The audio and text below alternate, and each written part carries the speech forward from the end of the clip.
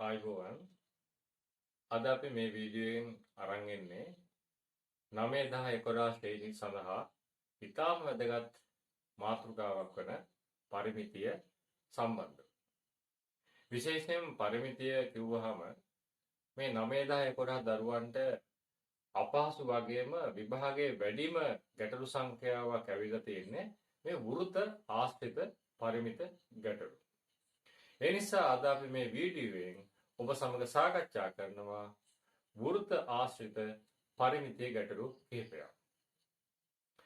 අපි දැන් මේ වීඩියෝ හා සම්බන්ධ වෙමු.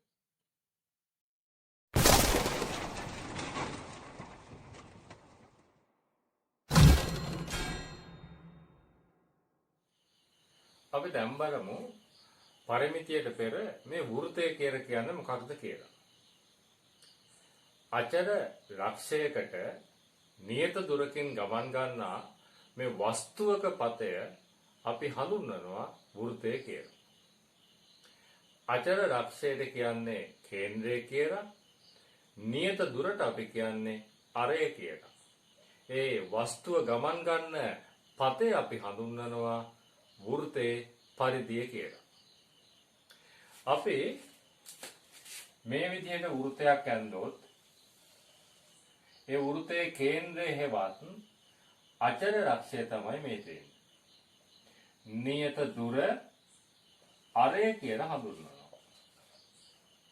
එතකොට මේ වස්තුව ගමන් ගන්න පතය හෙවත් ගමන් මාර්ගය අපි හඳුන්වනවා පරිධිය කියලා. මේ පරිධිය මේ වෘතයේ පරිමිතිය බවට පත් වෙනවා. ඒ නිසා ලැබෙන ගැටලු අනුව පරිධිය පරිමිතිය සඳහා සූත්‍ර භාවිතා කරන්න ඔයාලා පුරුදු වෙන්න ඕන. අපි දැන් බලමු පරිධිය හෙවත් පරිමිතිය හොයන්න මොනවාද ලබා දෙන සූත්‍ර කියලා.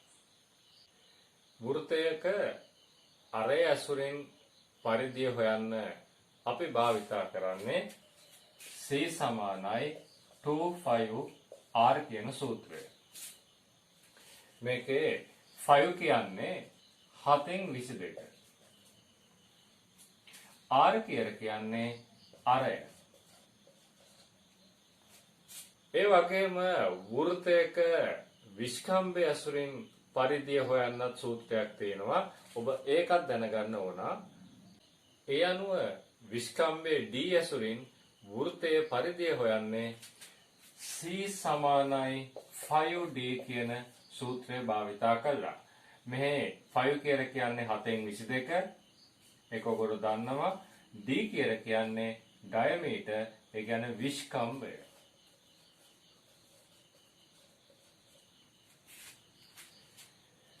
අපි දැන් බලමු මේ සූත්‍ර භාවිතා කරලා වෘත කොටස් වල පරිමිතිය නැත්නම් පරිධිය කොහොමද ගණනය කරන්න කියලා.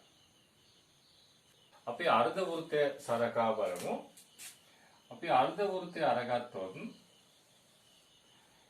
එහි අරය R යොදාගෙන මේ ඡාප දිග ගණනය කරන්න කොහොමද කියලා අපි බලමු.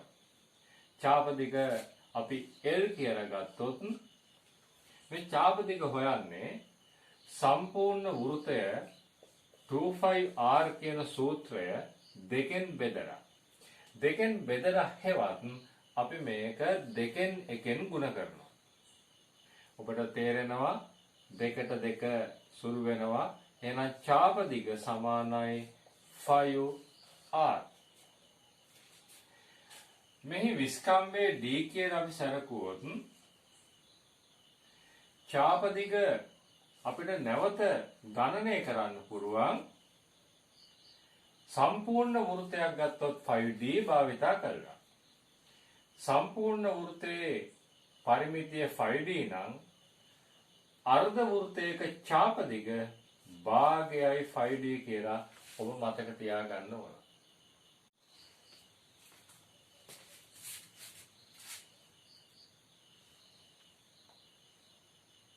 වීඩියෝ අංක 4 අපි දැන් සාකච්ඡා කරමු මේ වෘත්ත ආශ්‍රිත ගැටලු අංක 1. දැන් මේ බෝඩ් එකේ ඔබට පේනවා ඇති වෘත්ත දෙකක් තියෙනවා. එක වෘත්තයකාරය 7 සෙන්ටිමීටර්, දෙවෙනි ගැටලුවේ වෘත්තයාරය ඒ වගේ දෙගුණයක් 14 සෙන්ටිමීටර්. තාම ප්‍රාථමික මට්ටමේ ගැටලුවක්. අපි බලමු මේක විසඳන්නේ කොහොමද කියලා. අරය දීලා තියෙන්නේ 7 සෙන්ටිමීටර්. එහෙනම් අරය සම්බන්ධ කරන C සමානයි 2πr සූත්‍රය යොදනවා. දෙක ගුණ කිරීම 5 කියන්නේ 7න් 22 ගුණ කිරීම අරය කියන්නේ 7යි. 7ට 7 සුළු වෙනවා 22 වරක් 2 44යි සෙන්ටිමීටර්. අපි පරිධිය හෙවත් පරිමිතිය හෙව්වා. දැන් අපි බලමු අරය දෙගුණයක් වුණ වෘත්තයේ පරිමිතිය හොයන්න කොහොමද කියලා.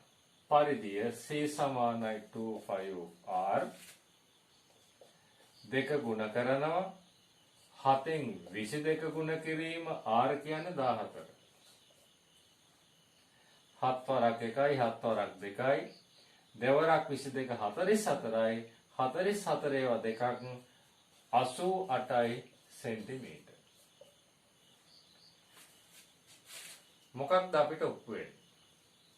යම් වෘත්තයක අරය දෙගුණයක් වෙනවා නම් ඒ කියන්නේ 7 14 වෙලා තියෙනවා. අරය දෙගුණයක් වෙනවා නම් බලන්න හොඳට පරිධිය 44 88 බවට පත් වෙලා ඒ කියන්නේ පරිධියත් නැත්නම් පරිමිතියත් දෙගුණයක් බවට පත් වෙලා. මේක වැදගත් සිද්ධාන්තයක් මේ ගණිත කර්ම වල.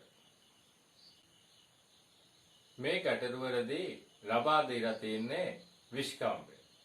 එවනම් අපි දැන් බලමු විස්කම්භය ලබා දුන්නාම වෘත්තයක පරිධිය එහෙම නැත්නම් පරිමිතිය හොයන්න කොහොමද කියලා. අපි භාවිතා කරන සූත්‍රය C සමානයි 5D. එහෙනම් අපි මේ ගැටලුවට C සමානයි 5D යොදනවා. 5 7න් 22යි විස්කම්භය ඔබට පේනවා විස්කම්භය 14යි.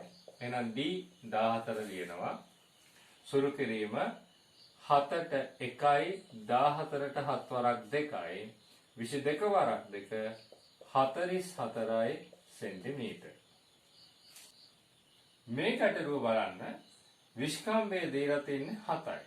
විස්කම්භය දීලා තියෙන්නේ 7යි. අපි එහෙනම් දානවා C සමානයි 5D 5 7න් 22යි D කියලා කියන්නේ 7යි 7ට 7 කැපෙනවා. එහෙමනම් පරිමිතිය එහෙම නැත්නම් පරිධිය 22යි සෙන්ටිමීටර්. විස්කම්භය දෙගුණයකින් අඩු වුණාම නැත්නම් දෙකෙන් බෙදුනහම ලැබෙන පරිමිතියත් පරිධියත් දෙකෙන් බෙදෙනවා. 44 22 බවට පත් වෙනවා. මේ ගැටලුවේ තියෙන තවත් විශේෂත්වයක් තමයි මේ ගැටලුව අපිට හදන්න පුළුවන් 2πr දාලා. අපි බලමු මේ ගැටලුව 2πr දාලා විසඳන්නේ කොහොමද කියලා. ඒ කියන්නේ අරය භාවිතා කරලා විසඳන්නේ කොහොමද කියලා.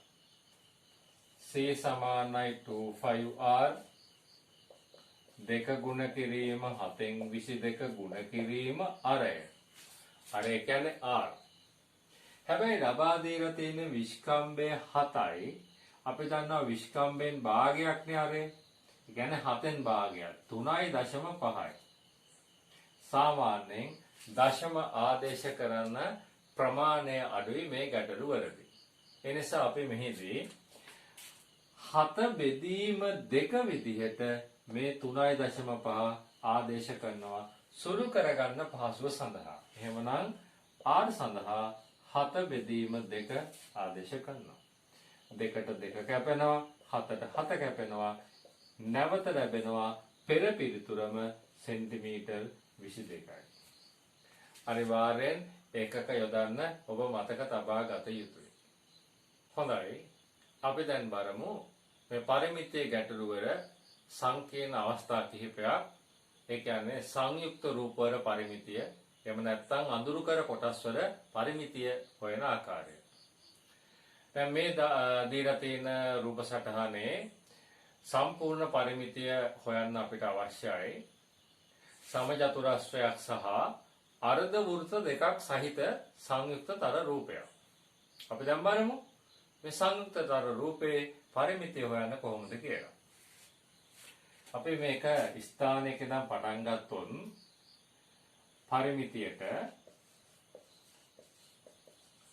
පරිමිතිය සමානයි 14 අවශ්‍යයි. අර්ධ වෘත්තය අවශ්‍යයි. නැවත අර්ධ වෘත්තය අවශ්‍යයි. නැවත 14ක් සම්බන්ධ වෙනවා.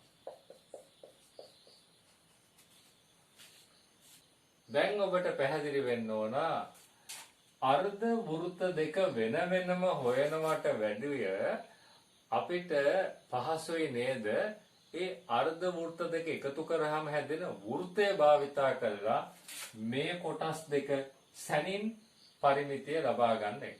එහෙනම් අපි ඒ ක්‍රමය භාවිතා කරමු. 14යි 28යි සෙන්ටිමීටර් අර්ධ වෘත්තය සම්පූර්ණයෙන් හිතුවත් වෘත්තයක්. එනිසා අපි වෘත්තය සඳහා සූත්‍රය භාවිතා කරනවා. ඔබට පුළුවන් 5D හෝ 25R භාවිතා කරන්න. මම මෙහිදී මේ 14 කියන එක හැම පැත්තටම එන හේවත් මෙන්න මේ විස්කම්බයට ලැබෙන නිසා මම 5D භාවිතා කරනවා. එහෙමනම් 28 සෙන්ටිමීටර් ධන 5D 7න් 22 ගුණ කිරීම D කියන්නේ 14යි. 7 වරක් 1යි 7 වරක් 2යි. එහෙමනම් 28 සෙන්ටිමීටර් ධන 22 වරක් 2 44යි සෙන්ටිමීටර්. එහෙමනම් 28යි 44යි අපි එකතු කරමු අපිට සම්පූර්ණතර රූපේ පරිමිතිය ගන්න පුළුවන් 72යි සෙන්ටිමීටර්. ඊටාම පහසුවෙන් පිළිතුර ලබා ගන්න පුළුවන්. දැන් මෙහි තියෙන රූප සටහන් දිහා හොඳින් බලන්න. අපිට අවශ්‍ය කරන මේ සංයුක්තතර රූපේ පරිමිතිය හොයන්න. සමචතුරස්‍රයක් තියෙනවා. ඒ සමචතුරස්‍රයේ වටේ පාද 4 මත එක හා සමාන අර්ධ වෘත්ත 4ක් තියෙනවා. අපි දැන් බලමු මේ සම්පූර්ණ රූපේ පරිමිතිය හොයන්න කොහොමද කියලා. පරිමිතිය සමානයි අර්ධ වෘත්තය අර්ධ වෘත්තය අර්ධ වෘත්තය අර්ධ වෘත්තය. ඒ කියන්නේ අර්ධ වෘත්තය වගේ 4 ගුණයක්. දැන් ඔබ දන්නවා අර්ධ වෘත්ත දෙකක් කියන්නේ වෘත්තයක් නම් අර්ධ වෘත්ත 4 කියලා කියන්නේ වෘත්ත දෙකක්. මොකද මේක විස්කම්භය එක හා සමානයි. එහෙනම් අපි මේ පහසුව සඳහා දෙක ගුණ කිරීම වෘත්තය කියලා ගන්න පුළුවන්. එහෙමනම් අපි බලමු හදලා දෙක ගුණ කිරීම වෘත්තය විස්කම්භය 14යි. එහෙනම් 5D භාවිතා කරනවා.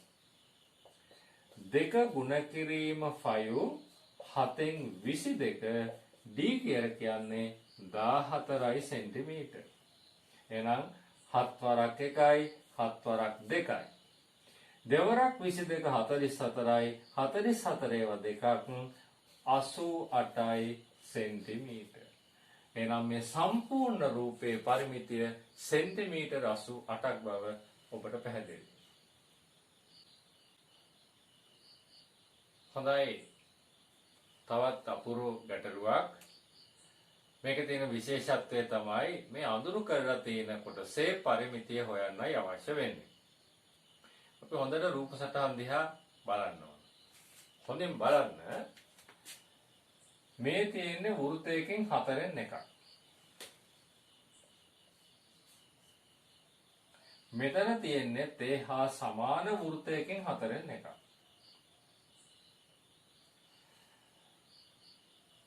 ඒ හා සමානම කොටසක් නැවත මෙතනත් තියෙනවා.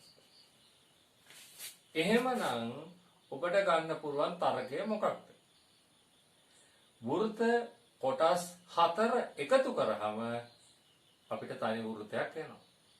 ඒ නිසා අඳුරු කර කොටසේ පරිමිතිය කියන්නේ මේ ඡාප කොටස, නැවත මෙයා සහ මෙයා නැමැති ඡාප කොටස් 4 හෙවත් සම්පූර්ණ වෘත්තයේ පරිමිතිය නැත්නම් පරිධිය.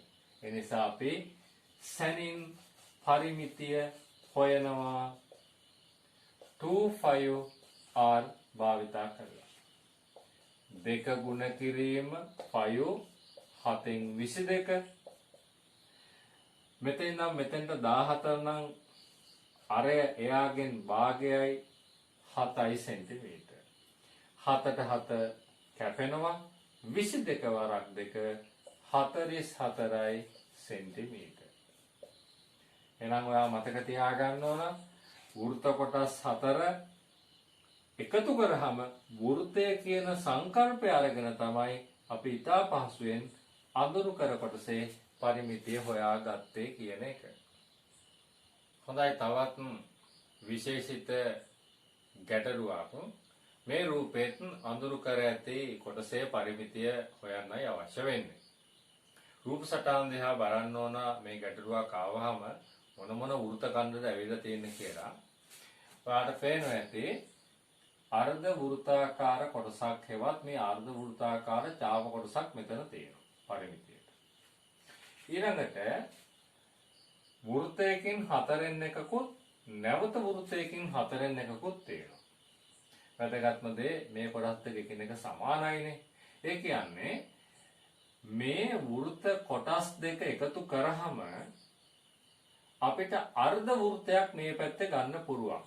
මොකද දැන් පරිමිතියට අපිට අවශ්‍ය කරනවා මෙන්න මේ දිග, ඊළඟට මේ කොටස, නැවත මෙයා සහ මෙයා.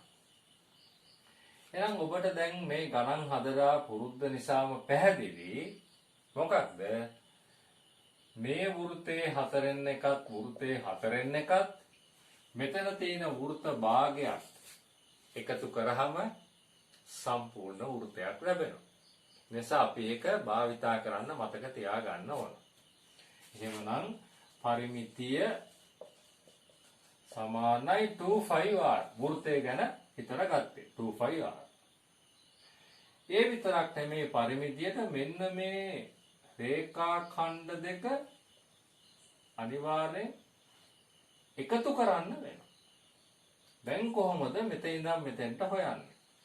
මේ ගානේ 10 සෙන්ටිමීටර් කියලා අර්ථ දක්වන්නේ සම්පූර්ණ දිග. එහෙමනම් ඔබට පැහැදිලි වෙනවා ඇති 3.5 නැමැති අරය මේ පැත්තට ඔහොම එනවා.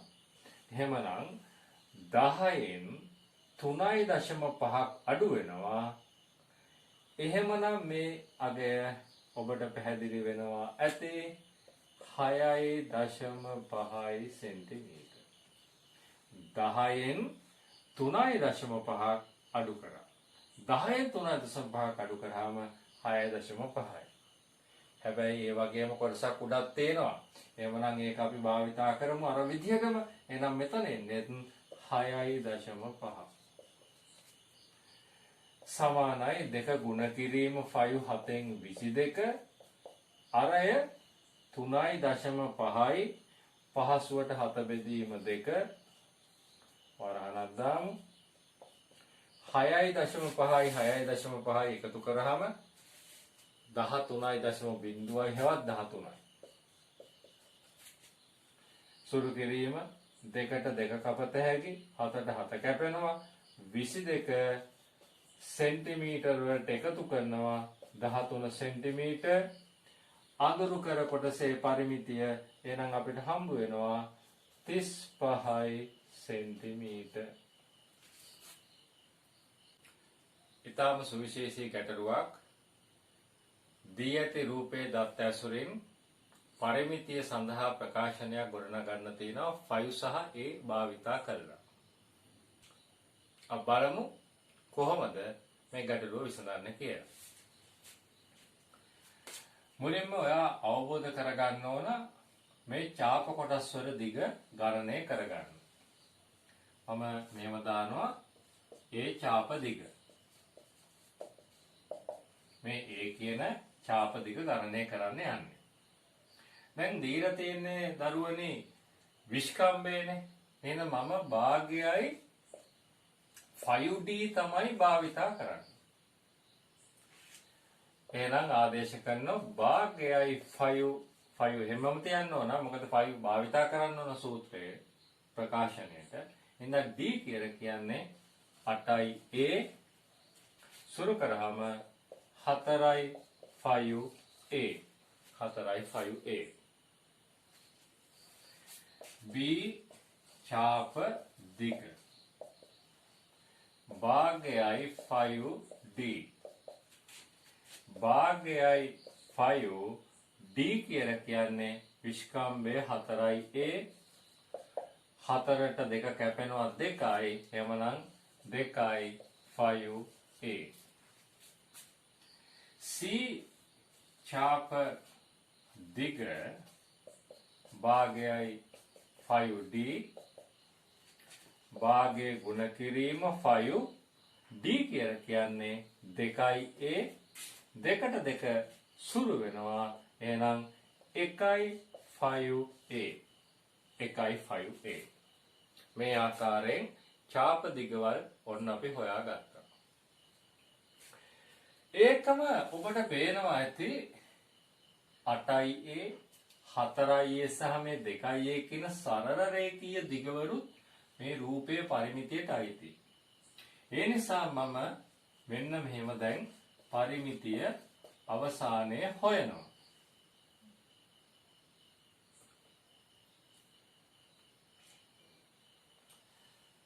8යි A එකතු කිරීම 4යි A එකතු කිරීම 2යි A 14යි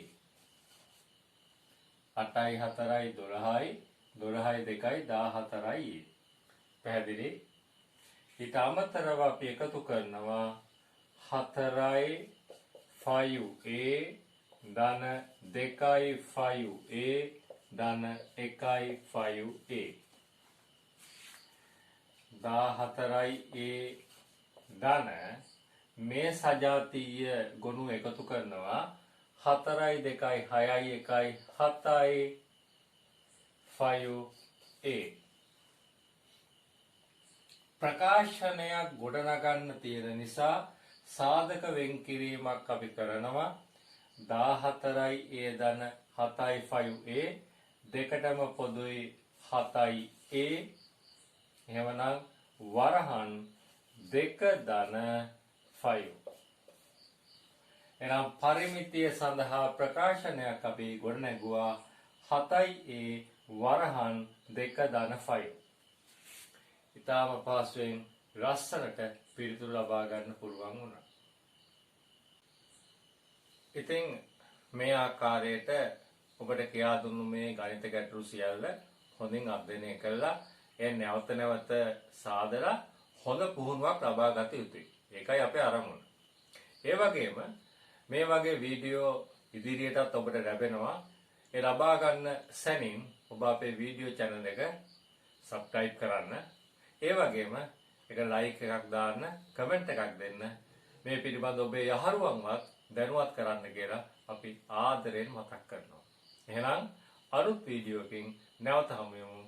ඔයගොල්ලෝ හැමෝටම ආයුබෝවන්.